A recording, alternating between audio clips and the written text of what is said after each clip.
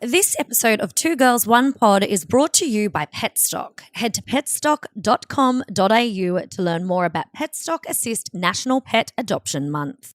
Before we start, we would like to acknowledge the traditional owners of the land we're recording on. For me, that's the Wangaburra clan. And for me, it's the Wurundjeri peoples. I like your breath. I can smell it from here. Imagine being able to smell my breath through the microphone all the way from Queensland to Melbourne. Oh my God, you can't think of one nice thing to say about me. So you can't. That's how shit I look today, that you can't find one nice thing to say about me. So you say you like my breath. That is bleak. We're actually really excited about this episode because this month is Adoption Pet Month. Is that what it's called technically, or did I just make that up? Yeah, Pet Adoption Month. It's Pet Adoption Month, and you know, you and I know, and people who have watched us from Gogglebox days know that we have always been mad for adopting ourselves some pets. Mad for it. Absolutely mad for it. Yvie actually started before I moved in, didn't you? You started just getting in these little munchkins. It was one of the ways I lured you in. Yeah, under a false sense of security. And then you were like, surprise, here's Leon and Oscar. And I was like, ah! You couldn't live in our house without absolutely adoring rescue animals, mostly dogs. We fostered so many. And it really helped us understand the importance of rescue as opposed to buying your pets. Yes. And just how many needy animals that people really don't realise what they're getting is the exact same thing that a lot of people spend so much money on. And a lot of people say, oh, but I want to know where my dog comes from. I want to know where my cat comes from. Most of the time when you rescue, you can find out these things because they come from people who've either surrendered them because they've just realised that that's not the right fit. Whereas when you rescue and when you foster, you get a really great time to trial them and to see that it's a good fit.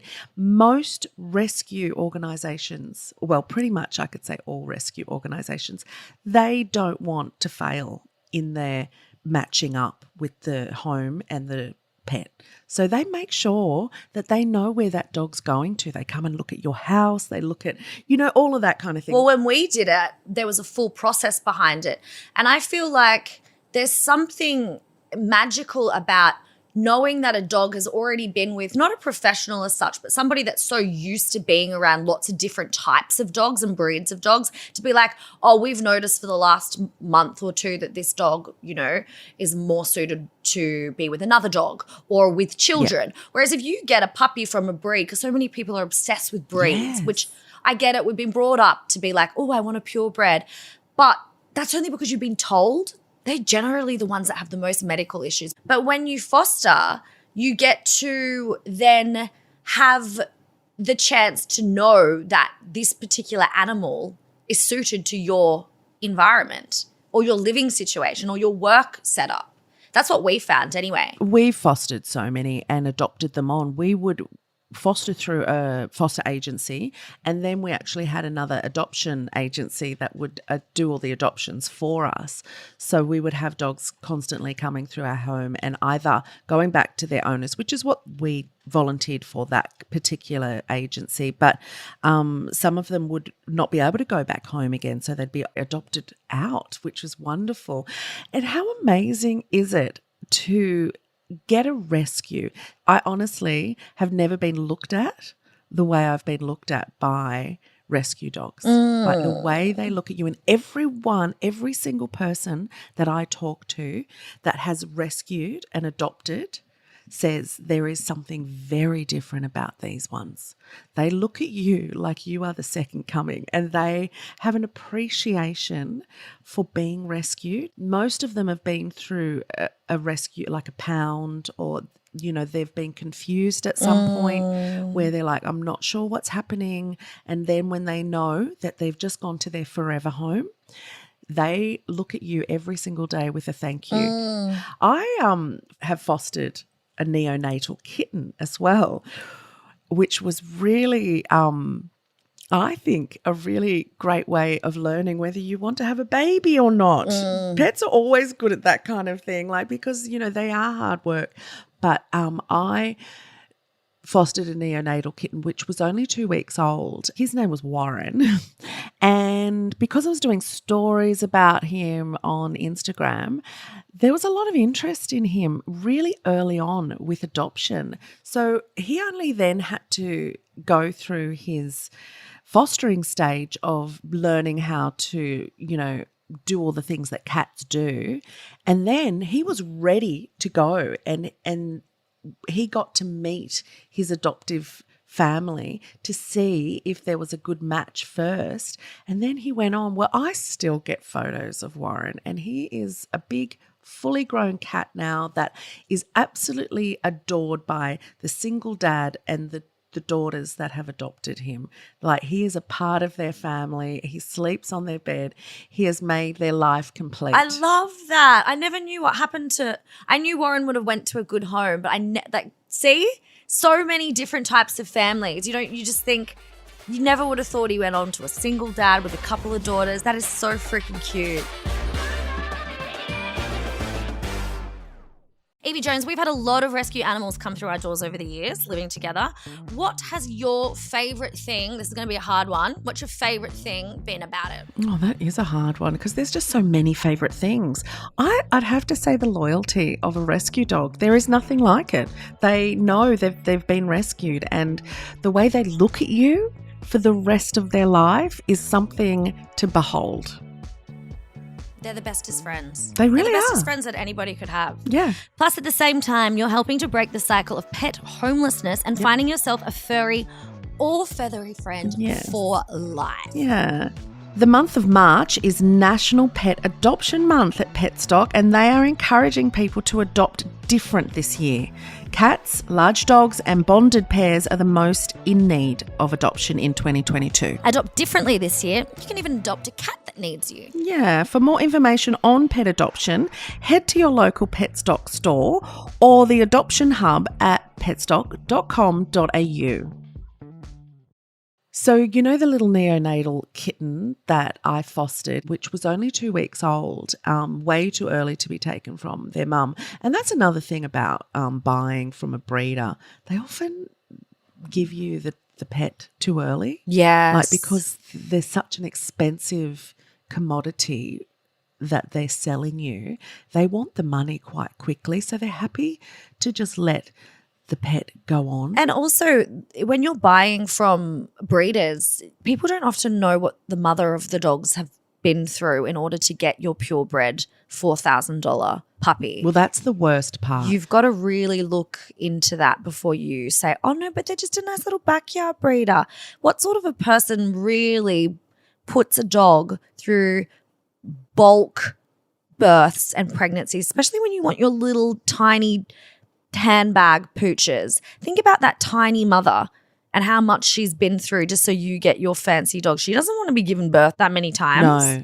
And that's the thing that a lot of people don't know, the backstory of where their puppy has come from. Puppy mills are obviously a hideous practice. But even, breeders, unless they're extremely ethical, they can overbreed the same dog. One bitch should only really do 1 or 2 litters in a lifetime, but that doesn't make humans a lot of money. So, they start to throw their ethics out the window. The fact of the matter is there is enough rescues so many for everyone to adopt a dog for the next 5 years. But also, people think you can't get a purebred when you adopt. You still can. We've had golden retrievers, Labradors, Chihuahuas, Bulldogs. We've had some amazing purebreds. And even if they are mutts, I find mutts to have the best personality because they're a mix of everything. You know how many times I've met someone who has bought a really expensive dog from a breeder and they think they're getting a little Pomeranian. All of a sudden it looks more like a collie. And it's like, yeah. And they get their DNA tests done and it's got 10 different breeds in it. Yeah.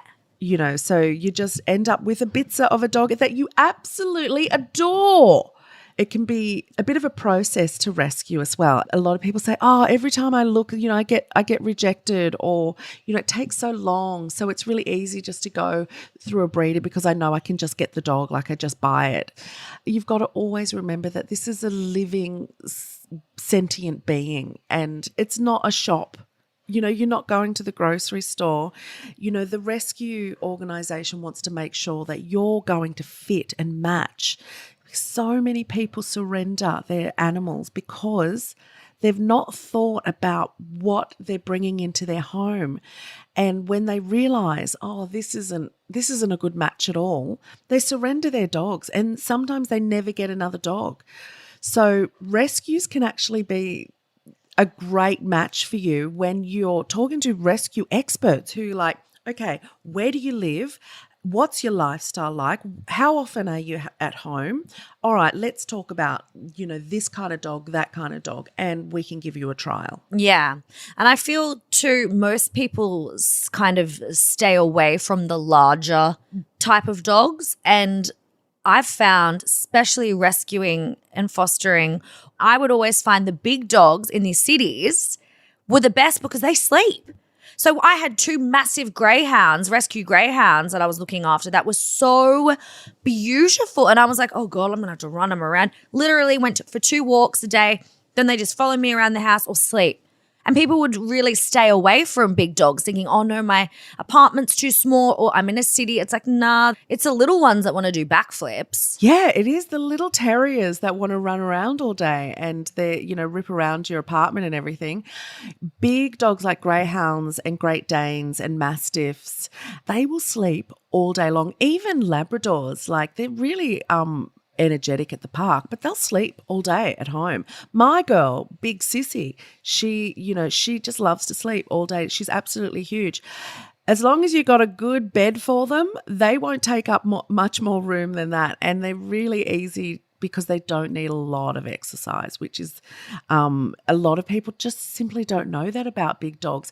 There's 2 others that I'd really like to touch on, 2 types of rescues. One of them is a bonded pair. A lot of people don't realise how many pets are surrendered together. Yeah. And it keeps them really calm, and you realise once you meet them just how reliant they are on each other and how much easier that is on your lifestyle because they've got each other.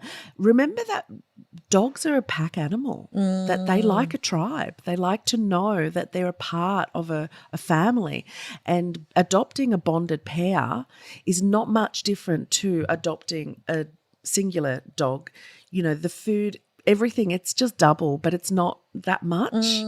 So that's often a really good thing to think about. And the other thing that I personally like to promote is adopting a senior. Yes, you love adopting a senior. Most people stay away from them because they think, oh, I'm only going to have a little bit of time with them, but it's like some of the best times. And then you've rescued something that just wants to live out their last 5 or so years.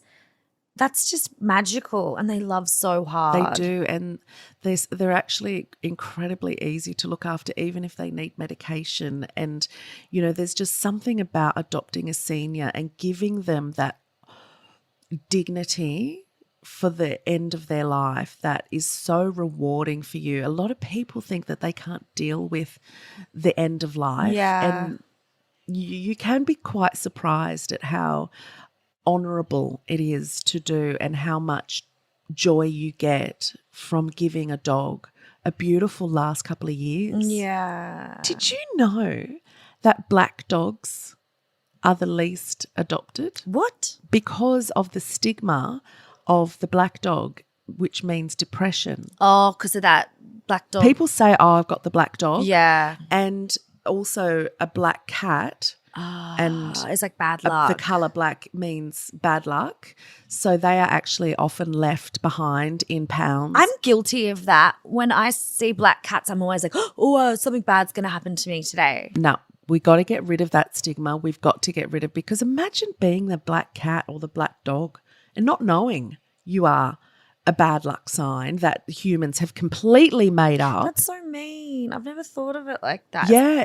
In real life, I had someone text me just the other day saying, I got the black dog at the moment. And I'm like, oh, and I didn't want to say, please don't use that term. Like, it's a really bad term to put that on an animal that is so loving and so beautiful.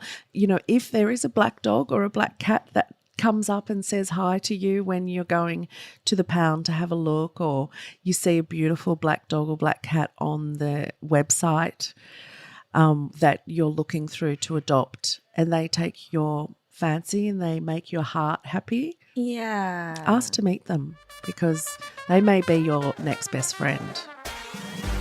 The best part of fostering a dog or many dogs are the hugs. The hugs and the sweet, sweet, dirty pashes. Kisses. Oh my God. Cute aggression. Cute aggression. And also, how many stories and laughs. Oh my God. Actually, one of the best things is the laughs. I can't think of how many times we would just sit and watch our dogs and laugh. And you would give them little nicknames, and they all have different personalities. Or we'd put little things in their little hairs, and they wouldn't like it, and they have their own little things. It's a story. Yep. And what's more important than making memories? And dogs give you the best memories. They're the best friends in the whole entire world. That's the best thing ever. They truly are. And they never judge you, and they love you forever. And they will watch you naked. They will watch you on the toilet, and you will never feel judged by them. Not ever. Ever. Oh, my God. They're so much better than humans. Yeah. Go and adopt your new best friend this month. And if you need any more inspiration, just go check out Angie and Yvie Instagrams, and you'll just see all the funny times we've had with our rescues. And also we'll put on as many photos as we can find for the month, the adoption month, and you'll just fall in love, and you'll get to see the array of dogs that you can choose from. They're out there. Go find your soulmate. Woof, woof, woof. Stupid girl. Meow. Yeah, I'm doing a rabbit. Oh no, that's a guinea pig. What's a rabbit?